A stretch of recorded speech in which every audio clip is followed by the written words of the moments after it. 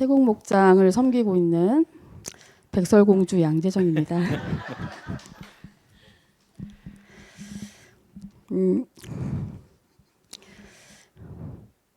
내용이 좀 긴데 간증하면서 이렇게 떨려본 건 처음인 것 같습니다. 오늘 저는 지난 4개월 동안 회복의 삶 공부를 통해 제 영과 육을 치유하시고 깨어진 관계들을 기적처럼 회복시키신 하나님의 은혜를 나누고자 이 자리에 섰습니다. 저는 2017년 8월 도박과 음주, 폭력을 일삼는 남편 때문에 9살 된 진아와 홀로 한부모 가족이자 기초생활 수급자로 겨우 하루하루를 버티던 중 목장과 교회를 만나 세례를 받았습니다. 하나님의 기적 같은 은혜로 교도소에 다녀온 남편까지 변화되어 함께 세례받고 물질과 가정의 회복을 맛보았습니다. 이 놀라운 역전의 삶을 보며 일산에 살던 여동생, 제2목녀 가족과 남동생, 우석이까지 부산으로 이사와서 함께 살아가게 되었습니다. 그러나 잠시 누린 행복 뒤에 이 남편은 옛 버릇을 버리지 못하고 제 남동생의 약 7천만 원 그리고 여동생의 2천만 원의 사기를 쳤고 저에게도 1억이 가까운 빚을 남긴 채 21년 여름에 결국 도망갔습니다. 아픈 진아를 케어하며 정신없이 살던 제가 그 거액의 빚을 갚으며 깊은 상처를 받은 진아를 돌봐야 하는 캄캄한 광야가 시작되었습니다. 그 고통 속에서 진아는 불안과 우울, 분노, 정서를 정말 가늠할 수 없는 그런 ADHD로 힘겨운 병원 치료를 이어가고 있었습니다. 저는 진아를 지키기 위해서 집에서 공급방을 운영하면서도 수입이 부족해서 오전에 배식식당 설거지, 노동까지 병행하며 힘겨운 투잡을 뛰어야 했습니다. 투잡 가장으로 아픈 아이의 엄마로 살림을 사는 주부로 그리고 싱글 목장의 목자로 주일학교 교사로서 살아가면서 제 영과 육은 점점 소멸되고 있었습니다. 집안은 쓰레기 더미로 변해 그것을 바라보면서도 치울 엄두조차 나지 않았고 마음에는 한계가 찾아와서 찾아갔던 병원에서는 저에게 번아웃에 의한 우울증이라는 비참한 진단을 내렸습니다. 겉으로는 신실해 보이는 목자였지만 실상은 쓰러져가는 우울증 환자였던 그 바닥의 순간에 저는 사모님과 함께 회복의 삶 공부를 시작하게 되었습니다.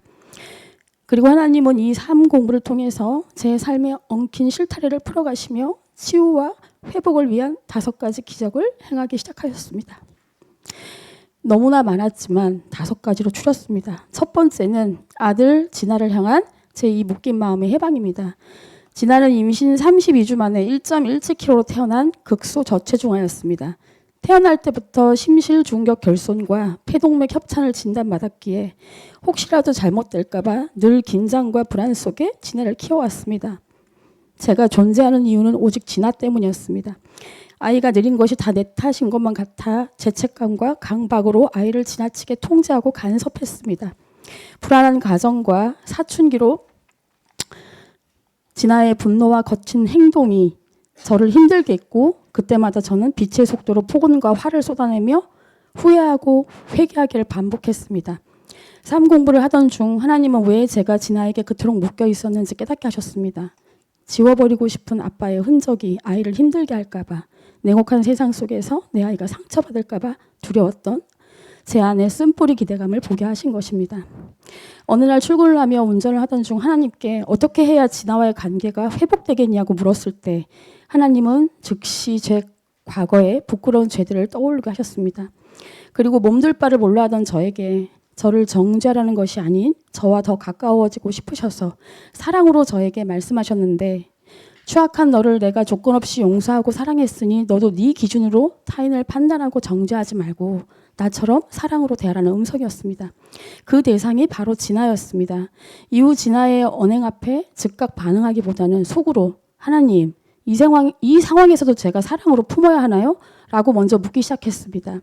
얼마 전 목장 모임에서 진아가 우리 엄마 진짜 많이 바뀌었어라고 고백하는 기적을 보았습니다.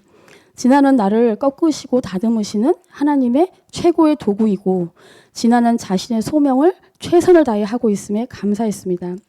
두 번째 기적은 나를 돌보게 하는 성숙 과업의 성취입니다. 저는 제게 맡겨진 일을 참고 해내는 것만이 믿음인 줄 알았습니다. 저를 위한 시간은 단 1분도 쓰지 않으면서 일상이 멍해지고 온몸에 고열이 나도 스스로를 방치했습니다.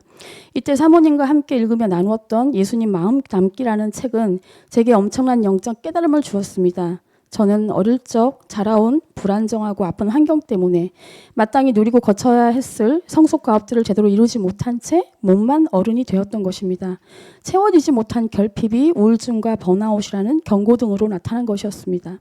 사모님께서는 무엇보다 제 건강과 돌봄이 우선이라며 매일 걷고 의식적으로 몸을 움직이는 실질적인 과제를 내주셨습니다. 하나님께서는 네가 먼저 돌봄을 받고 회복되어야 나와 기쁨으로 일할 수 있다는 것을 알려주셨습니다. 감사하게도 교회 공동체의 과분한 사랑과 돌봄 속에서 제가 이루지 못했던 성숙의 단계들이 조금씩 채워져 가고 있음을 확인하고 있습니다. 늘 마음만 무겁고 지쳐서 손도 대지 못했던 쓰레기 더미 같던 집안이 요즘은 조금씩 깨끗하게 정리되어 가고 있습니다. 내가 무엇을 재미있어 하는지 찾아보기 시작했고 나를 향한 하나님의 섬세한 사랑을 내 몸과 환경을 통해 비로소 누리고 있는 것에 감사드립니다. 세 번째는 여동생 우리 제이 목녀와의 관계에 찾아온 자아 파쇄와 사르크와의 싸움에서 승리였습니다. 너무나 사랑해서 늘 그리워했던 여동생이었지만 가까이 살며 제 가정이 파탄나는 과정을 겪으면서 우리 자매 사이에는 보이지 않는 벽이 생겼습니다. 극과 극의 기질 차이 그런 것도 있었지만 치매 증상 때문에 내려오신 엄마를 동생이 모시게 되면서 갈등은 극에 달했습니다. 바쁘다는 핑계로 아무 도움이 되지 못하는 저는 동생 눈치만 보았고 지칠 대로 지친 동생은 예민해질 수밖에 없었습니다. 결국 엄마를 요양원에 모시던 날 우리는 쌓였던 감정이 대폭발했고 저녁에 엄마가 떠난 빈 방에서 다시 만나 풀었습니다. 하지만 사모님은 이 반복되는 갈등을 보시며 하나님이 저를 변화시키시 원하신다면서 자아 파쇄라는 단어를 주셨습니다. 처음에는 단어가 너무 강해 충격적이었는데 얼마 후 동생과 다시 크게 다투고 힘든 마음으로 운전을 하고 가던 중 눈앞에 커다란 고딕체로 자아 파쇄라는 단어가 선명하게 떠올랐습니다. 다투던 당시 서로 주고받았던 말들이 스쳐 지나갈 때 제 입에서 맞아요 하나님 저 그런 사람 맞아요. 동생 말이 다 맞습니다. 라는 회개의 눈물이 터졌습니다. 성령님의 강권적인 이끌림으로 동생에게 바로 전화를 걸었습니다.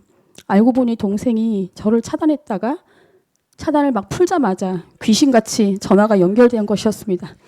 성령님의 놀라운 타이밍이었습니다. 또 최근에 한번 놀라운 일을 경험했습니다. 예수님 마음 담기 책에 보면 우리를 속이는 육적인 자아인 사르크에 대한 이야기가 나옵니다. 동생과 어떤 일을 추진하다 의견이 살짝 엇갈려 조금 불편한 마음으로 전화를 끊었습니다. 그때 제 내면에서 예전 상처들이 고개를 들며 불편한 감정들이 마구 솟구쳤습니다. 그때 번뜩 사르크란 단어가 떠올랐습니다. 아니야, 이건 거짓말이야. 제이는 그렇지 않아. 라고 단호히 사르크를 대적하고 마음을 정하자 신기하게도 순식간에 요동치던 마음이 편안해졌습니다. 그리고 휴대폰을 열어보니 제이가 저에게 너무나 사랑이 가득한 배려해주는 상냥한 카톡이 와 있었습니다.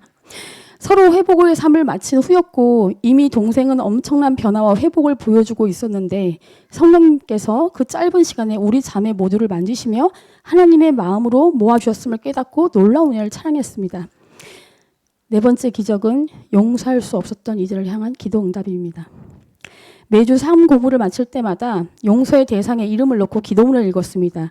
솔직히 저는 마지막 시간까지 진아 할머니와 진아 아빠에 대한 기도문을 매우 건조한 마음으로 그냥 형식적으로 읽어 내려갔습니다.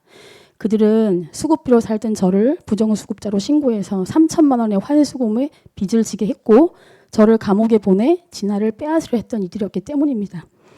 그들이 사는 아파트 쪽으로는 고개도 돌리지 않았습니다. 그런데 지난 어린이날을 앞둔 토요일 진아에게 할머니의 전화가 왔습니다. 할머니가 제게 직접 말할 용기가 없어 진아를 통해 엄마한테 너무 미안하다고 시간이 날 때 전화해달라는 말을 해온 것입니다. 순간 사고가 정지되는 것 같았지만 혹시 하나님께서 이들을 구원하시기 원하시는 걸까 하는 마음과 함께 할 수만 있다면 복음을 전해야겠다는 마음을 주셨습니다. 저녁에 혼자 전화를 걸기 전에 하나님께 물었습니다. 혹시라도 정말 미안하다고 하면 뭐라고 해요 하나님? 근데 하나님께서는 감사하게도 즉시 답변을 주셨습니다.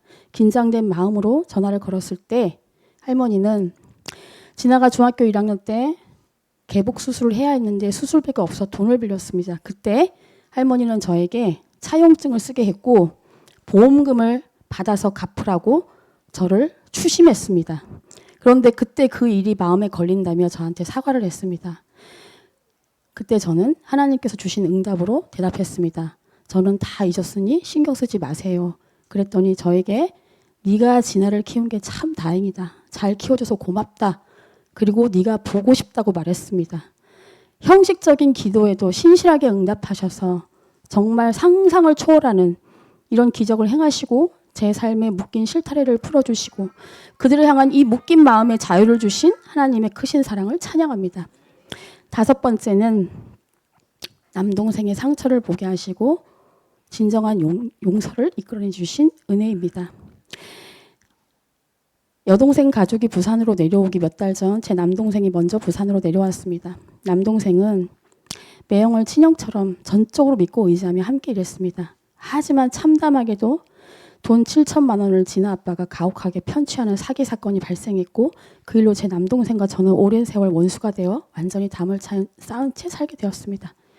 가장 비극적인 피해자는 저와 진아라고만 생각했던 제 이기적인 마음과 방어 기제는 남동생의 깊은 상처를 보지 못하게 눈을 가리고 있었습니다. 이혼 후 개인회생 서류 때문에 남동생의 도움이 필요할 때마다 제이가 중간에서 오빠의 상처를 대변하며 진정 어린 사과를 권했지만 저는 늘 억울했습니다. 사기는 그 인간이 쳤는데 내가 왜 사과해야 해? 나도 죽을 만큼 힘든데 왜 다들 나한테만 그래? 라며 꽁꽁 닫혀있던 제 마음에 성령님께서 역사하신 것은 지난 목요일 아침에 성전 기도 시간이었습니다. 하나님께서는 기도 중에 제 마음에 아주 낮고 분명한 음성으로 우석이가 피해자다라고 말씀하셨습니다. 그날 저녁 제이와 통화하며 이야기를 꺼내자 제이가 언니 그럼 오빠가 가해자인 줄 알았어? 라고 저에게 폭탄을 던지듯 말을 하기 시작했습니다. 그러면서 당시 상황들을 하나하나 짚어주기 시작했는데 그 순간 제 안에 봉인돼 있던 기억과 고통이 깨어나며 쉴 수 없이 눈물이 쏟아졌습니다. 잊은 줄 알았던 고통과 마주하는 것 자체가 너무나 견디기 힘든 고통이었습니다. 과거와 현실을 구분할 수 없는 혼란스러운 상황이세요? 하나님께 물었습니다. 하나님, 제가 어떻게 하길 원하세요?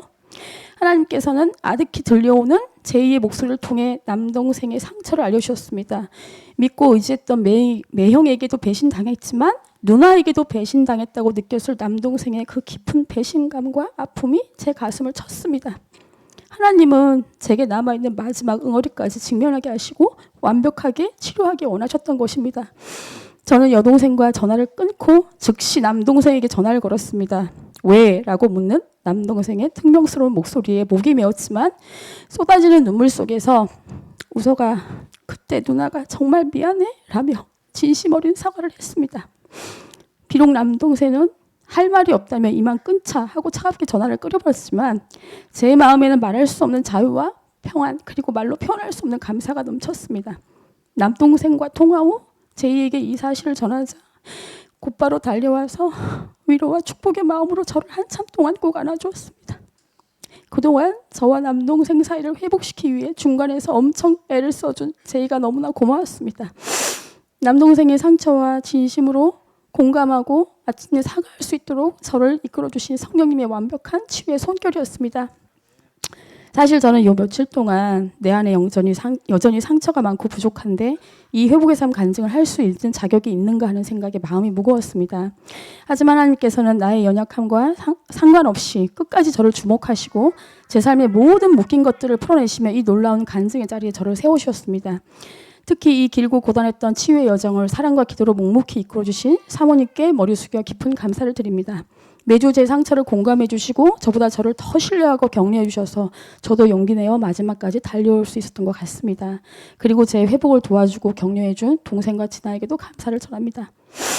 저는 여전히 부족하고 상처투성이일지 모릅니다. 하지만 최근에 겪은 이 놀라운 기적들이 지난 세월 웅크린 채 고통받던 저를 서서히 일으켜 세우고 있음을 고백합니다.